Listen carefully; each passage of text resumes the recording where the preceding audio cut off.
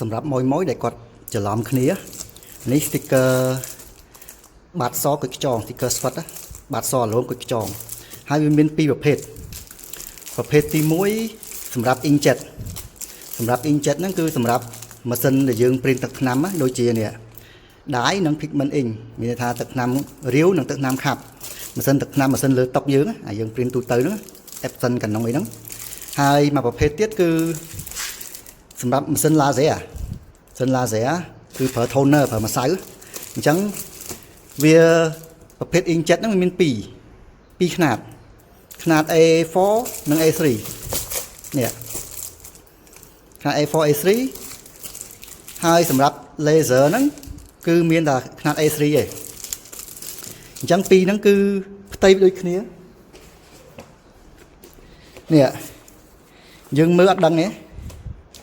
គឺវាគុជខ្យងអាឡូងគុជខ្យងដូចគ្នាគ្រាន់តែថាមួយសម្រាប់ laser មួយសម្រាប់ inkjet ហើយ laser មានតែ A3 ណា inkjet មាន A4 A3 ហើយផ្ទៃវាដូចគ្នាហើយភាពខុសគ្នាមួយទៀតហ្នឹងគឺសម្រាប់ laser ហ្នឹងវាស្ដើងជាងបន្តិច sticker វា sticker សុតរបស់វានេះសម្រាប់ laser វា sticker 70ក្រាមឯកថាខាងក្រោយ140ក្រាមដូចគ្នាអញ្ចឹងមានន័យថា laser ហ្នឹងវាស្ដើងជាងបន្តិចហើយសម្រាប់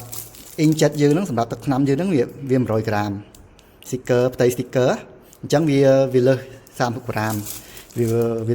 វាក្រាស់ជាង laser បន្តិចហើយនេះយើងមើលទៅអត់ដឹងទេមើលផ្ទៃវាតែយើងដឹងទៅលើកម្រាស់នេះហើយ sticker ស្វិតដូចគ្នានេះ inkjet ហើយអាឡូងស្វិតហើយសម្រាប់ laser នេះគឺដូចគ្នាផ្ទៃមើលមកដាក់ចិត្តគ្នាគឺច្រឡំគ្នាហើយគ្រាន់តែថានេះវាស្ដើងជាងនេះវាស្ដើងជាងបន្តិច30ក្រាមកាយដូចគ្នាផ្ទៃដូចគ្នាអាឡូងហើយនេះយើងមើលទៅ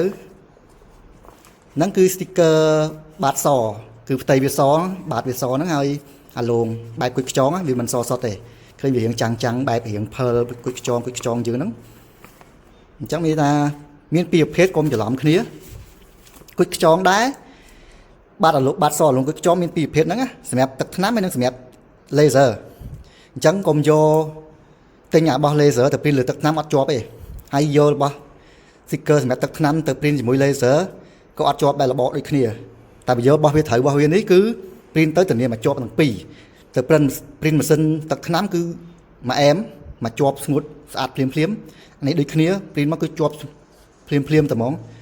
laser គឺអត់មានត្រូវការអ៊ុតថែមទេយើងមិនអ៊ុតក៏បានដែរអត់ខ្លាចទឹកអត់ខ្លាចកលទេអានេះក៏អត់ត្រូវការអ៊ុតដែរគ្រាន់តែបើយើងចង់ឲ្យវាធន់ជាងហ្នឹងយើងអ៊ុតបន្ថែមណាបើអានេះដឹងថាធន់ខ្លាំងឯ laser អូខេ